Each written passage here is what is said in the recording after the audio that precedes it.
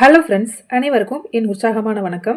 இந்த வீடியோவில் நம்ம எதை பற்றி பார்க்க போகிறோன்னா, பத்திரிகைகள் மற்றும் அதை நடத்திய ஆசிரியர்களை பற்றி பார்க்கலாம். டிஎன்பிஎஸ்சி குரூப் எக்ஸாமில் இந்த கொஷின் இல்லாமல் கண்டிப்பாக இருக்காது.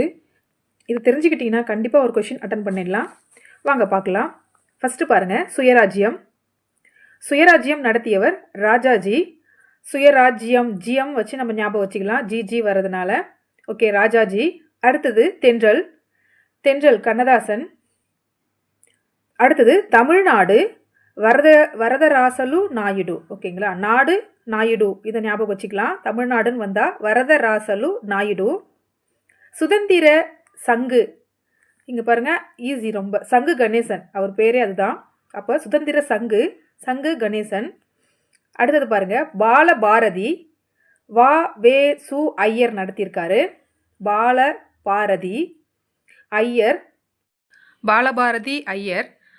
நம்ம பாரதியார் ஐயர் இல்லைங்களா, அதை வச்சு பாலபாரதின்னு வந்தால் வ.வே.சு. ஐயர் அப்படின்னு ஞாபகம் வச்சுக்கலாம்.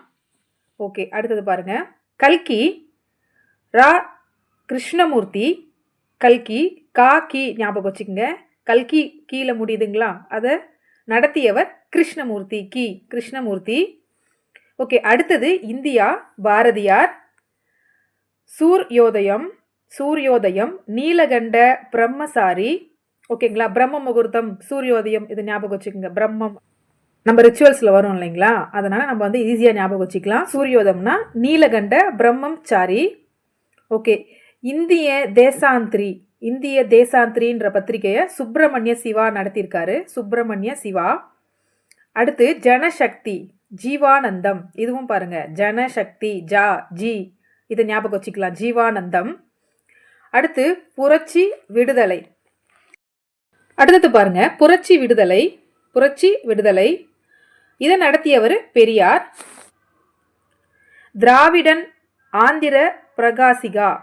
ஓகேங்களா, திராவிடன்ற ஒரு பத்திரிகை, ஆந்திர பிரகாசிகா அப்படின்ற ஒரு பத்திரிகை, இது ரெண்டும் நடத்தினது நீதி கட்சி. ஓகேங்களா, நீதி கட்சி நடத்தியிருக்காங்க. அடுத்து பாருங்க, சுதேசிமித்திரன் சுப்பிரமணிய ஐயர். ஓகேங்களா, இதில் வந்து உதவி ஆசிரியராக யார் பணி புரிஞ்சிருக்கான்னு ஞாபகம் இருக்குங்களா? ஆமாம், பாரதியார். ஓகே, சுதேசிமித்திரன் சுப்பிரமணிய ஐயர். ஓகேங்களா, அடுத்தது வந்தே மாதரம் அரவிந்த் கோஷ். இது ஞாபகம் வச்சுக்கோங்க. வந்தே மாதரம் நம்ம வந்து ஒரு கோஷம் போடுறோம், வந்தே மாதரம் கோஷம் அப்படின்னா அரவிந்த் கோஷ். ஓகேங்களா, ஈஸி. அடுத்தது பாருங்க, திராவிட நாடு அண்ணா. திராவிடம்னு வந்தாலே அண்ணான்னு நம்ம ஃபிக்ஸ் பண்ணிடலாம். திராவிட நாடு அண்ணா. அடுத்து முக் நாயக்ன்றத அம்பேத்கர் நடத்தியிருக்காரு. இக்கர் அப்படின்னு ஞாபகம் வச்சுக்கோங்க. முக் நாயக்னா அம்பேத்கர். அடுத்து பாருங்க, எழுத்து சீசு செல்லப்பா. ஓகேங்களா, எழுத்து செல்லப்பா. சீசு செல்லப்பா ஆசிரியர். ஓகேங்களா, அடுத்து பாருங்க, பெங்காலி சுரேந்திரநாத் பானர்ஜி, அதாவது பானர்ஜி இருக்கலாம், சுதேந்திரநாத் பானர்ஜி ஞாபகம் வச்சுங்க. ஏன்னா என்ன விஷயம்னா, பெங்காலி அது ஒரு டிஃப்ரெண்ட்டான ஒரு மொழி இல்லைங்களா, பெங்காலி. அப்போ பெங்காலின்னு வரும்போது நம்ம கொடுத்துருக்குற ஆப்ஷன்ஸில் சுரேந்திரநாத் பானர்ஜி அப்படின்னு ஞாபகம் வச்சுக்கலாம். அடுத்து சாவி பாருங்கள், சாவி பத்திரிகையோட ஆசிரியர் சா விஸ்வநாதன். ஆக்சுவலாக ஷார்ட்கட்டு தான் அவர் வச்சுருக்காரு. விஸ்வநாதனுடைய ஷார்ட்கட்டு தான் சாவின்னு வச்சுருக்காரு. அப்போ சாவின்னு வந்தால் நம்ம ஈஸியாக கண்டுபிடிச்சிடலாம். அடுத்தது மாராத்தா யாருன்னா திலகர்.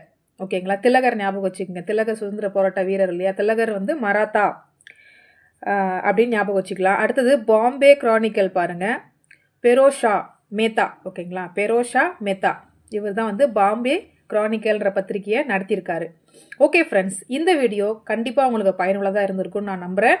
இந்த வீடியோ உங்களுக்கு பிடிச்சிருந்தா மறக்காமல் லைக் பண்ணுங்கள், உங்கள் நண்பர்களுக்கு ஷேர் பண்ணுங்கள். அடுத்த வீடியோவில் இதே மாதிரி தகவலோடு பார்க்கலாம். நன்றி.